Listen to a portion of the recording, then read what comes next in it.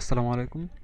আজকে আমি আপনাদেরকে দেখাবো কিভাবে একটি ফ্রি সাইট আপনারা তৈরি করবেন, যার সাথে আপনারা কন্ট্রোল প্যানেল পাবেন, তারপর এফটিপি সার্ভার পাবেন, স্কিল সার্ভার পাবেন, সবই আপনারা পাবেন। এর মধ্যে আমি আপনাদেরকে এই তিনটে সাইট থেকে বলবো, এখান থেকে আপনারা ফ্রি ওয়েবসাইট ক্রিয়েট করতে পারবেন এবং খুব সহজে। আপনারা এই যে ওয়েবসাইটটা দেখতে পাচ্ছেন 000webhost.com, এখান থেকে আপনারা করতে পারবেন। এখানে আপনারা 300 MB পর্যন্ত ফ্রি হোস্টিং নিতে পারবেন। তারপরে আছে আপনাদের ইনফিনিটি ফ্রি infinity-free.net, এটা থেকে আপনারা আনলিমিটেড ওয়েব হোস্টিং নিতে পারবেন। এরপর আছে phpnet.us, এখান থেকেও আপনারা ফ্রি হোস্টিং নিতে পারবেন। সবগুলোতে আপনারা একটি করে কন্ট্রোল প্যানেল পাবেন, যেটা অনেক সাইট প্রোভাইড, অনেক ওয়েব হোস্টিং প্রোভাইড করে না। কন্ট্রোল প্যানেল থাকার সুবিধা হচ্ছে আপনারা এখানে যে কোনো ধরনের ওয়েবসাইট ক্রিয়েট করতে পারবেন, ওয়ার্ডপ্রেস, তারপর আপনারা যে কোনো ধরনের সাইট আপনারা কন্ট্রোল প্যানেল থাকলে ক্রিয়েট করতে পারবেন। আর আমি আরেকটা ট্যাব ওপেন করে রাখছি, টেম্পোরারি মেল। আমি টেম্পোরারি মেল ইউজ করব, আপনারা কেউ টেম্পোরারি মেল ইউজ করবেন না। আমি জাস্ট আপনাদেরকে দেখানোর জন্য এই টেম্পোরারি মেলটা ইউজ করছি।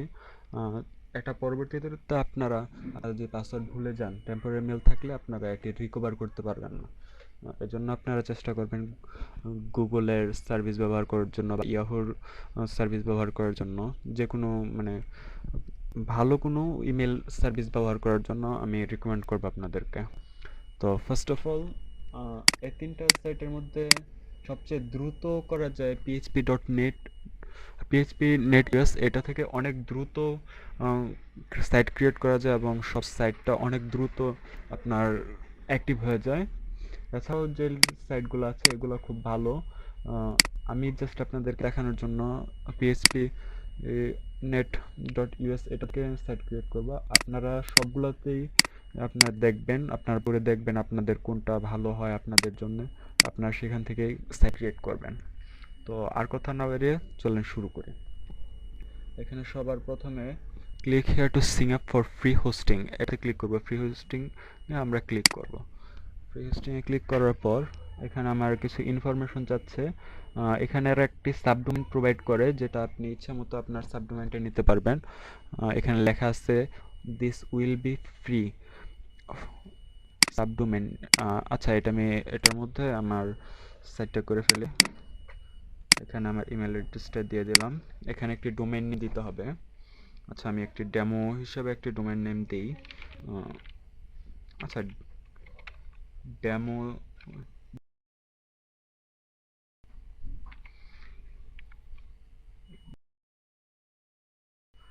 তারপর এখানে একটি পাসওয়ার্ড দিতে হবে cPanel-এর জন্য। এই পাসওয়ার্ডটি আপনার সব জায়গায় লাগবে। আচ্ছা, আমি আমার পাসওয়ার্ডটা দিয়ে দিচ্ছি। চেষ্টা করবেন আপনার এখানে স্ট্রং পাসওয়ার্ড ইউজ করার জন্য। এরপর আপনারা এখানে কি ধরনের সাইট করতে যাচ্ছেন, আমি এখানে জাস্ট হবি দিয়ে ক্রিয়েট করছি, আপনারা আপনাদের পছন্দ মতো আপনারা ক্রিয়েট করে নেবেন। এরপর সাইট ল্যাঙ্গুয়েজ ইংলিশ। এরপর সিকিউরিটি কোড হিসাবে এখানে একটি কোড আপনাদের দেখতে পাচ্ছেন, এই কোডটা আপনার সিকিউরিটি কোড হিসাবে ফিল আপ করে দেবেন 5। তারপর সিম্পলি রেজিস্টার ক্লিক করবেন। আপনাদেরকে একটা অ্যাক্টিভেশন মেল গেছে, এটা আপনাদেরকে বলছে। আর এখানে কি কি করা যাবে না এই সাইট দিয়ে এটা বলা আছে, এটা আপনারা একটু পড়ে নেবেন ভালো করে। আমার মেলটা মনে হয় চলে এসেছে, এই যে আমার মেলটা চলে এসেছে। মেলটা আমি ওপেন করে জাস্ট এখানে একটা লিঙ্ক পাবেন, এই লিঙ্কটা আপনারা কপি করেন। এই লিঙ্কটা কপি করে আপনার একটা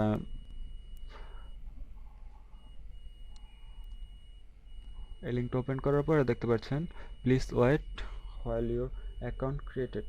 এখানে 1-1.5 মিনিটের মতো সময় নেবে। 1.5 মিনিটের মধ্যে আপনার অ্যাকাউন্ট কমপ্লিটলি ভেরিফাইড হয়ে যাবে। আর এই সাইটগুলোর এখন আমার দরকার নেই, এই ট্যাবগুলো আমি কেটে দিচ্ছি।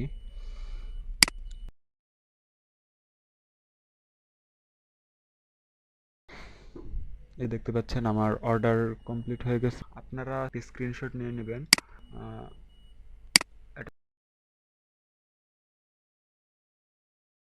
ডাউনলোড এরপরে যে আপনারা cPanel দেখতে পাচ্ছেন, এখানে একটা লিঙ্ক cpanel.phpnet.us আপনারা ওপেন করবেন। এখানে আপনাদের লগ ইন করতে হবে।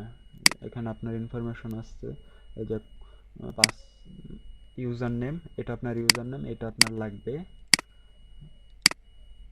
User name. এটা সাইট ক্রিয়েট করার সময় দিয়েছি, ওই পাসওয়ার্ডটা আমাদের এখানে লাগবে। তো লগ ইনে ক্লিক করলাম, একটা নোটিফিকেশন দিবে আপনাদেরকে, এটা অ্যাপ্রুভ করে দেবেন। আপনারা দেখতে পাচ্ছেন যে আমার যে cPanelটা আছে, cPanelটা লোড হচ্ছে। এখানে বলা আসছে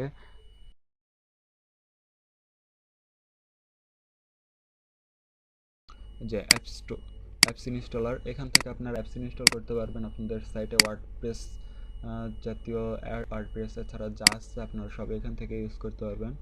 আর আছে এই যে অনলাইন ফাইল ম্যানেজার, যে দেখতে পাচ্ছেন আমার ফাইল ম্যানেজার ওপেন হয়ে গেছে। আপনারা htdocs এর মধ্যে আপনাদের যে ফাইলগুলো আছে এগুলা আপলোড index2.html, এই ফাইলটা আপনারা চাইলে রাখতে পারেন, আবার ডিলিটও করে দিতে পারেন। আমি এটা ডিলিট করে দিব। তারপর যে এখানে এই বাটনটা দেখেন আপলোড লেখা আছে, আমি যে ফোল্ডারটা করেছি ফোল্ডারটা ডেমো ফোল্ডারটাই আপলোড করে দিচ্ছি। যে ডেমো ফোল্ডারটা, সম্পূর্ণ ফোল্ডারটা আপলোড করে দিচ্ছি।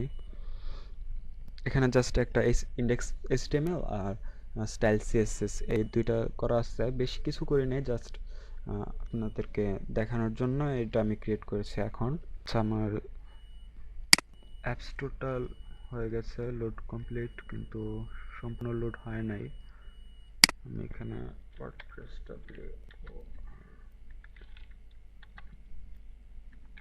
ওয়ার্ডপ্রেস সার্চ করি।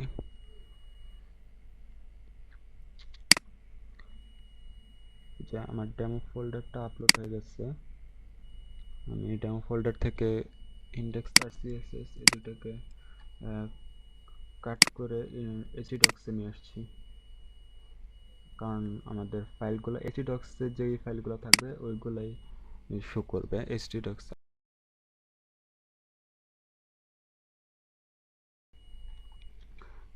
এই যে ওয়ার্ডপ্রেসটা আপনারা এখানে ইনস্টল করতে পারবেন। জাস্ট ইনস্টলে ক্লিক করবেন, ইনস্টলে ক্লিক করার পর আপনাদের ওয়ার্ডপ্রেসটা কিছু ইনফরমেশন চাবে। এরপর ইনফরমেশনগুলো দিয়ে আপনারা যখন ঢুকবেন আপনারা বুঝতে পারবেন কি কি ইনফরমেশন চাইবে। এগুলো ইজি ইনফরমেশন, যেগুলো আপনারা খুব সহজে পেয়ে যাবেন। আর যদি ওয়ার্ডপ্রেস ইনস্টল করতে কোনো সমস্যা হয় তাহলে নিচে কমেন্ট করবেন, তো আমি একটি ওয়ার্ডপ্রেস কীভাবে ইনস্টল করতে হয় ওইটা নিয়ে স্পেসিফিক ভিডিও বানাবো। তো আমার এই ফাইলগুলো আপলোড হয়ে গেছে। এখন আমি দেখি আমার ফাইলগুলো আপলোড কমপ্লিট হয়েছে কিনা। তো আমি আমার ওয়েবসাইট যে সাবডোমেনটা ছিল এখানে সাবডোমেনে ক্লিক করলাম। আপনারা দেখতে পাচ্ছেন আমার সাইটটি সম্পূর্ণ লোড হয়ে গেছে। তো আপনাদের যদি কোনো সমস্যা হয় তাহলে কমেন্টে জানাবেন, আমি আপনাদেরকে চেষ্টা করব আপনাদের সমস্যার সমাধান দেওয়ার জন্য। আর যদি আমার ভিডিওটি ভালো লাগে তাহলে লাইক করবেন, সাবস্ক্রাইব করে পাশে থাকবেন।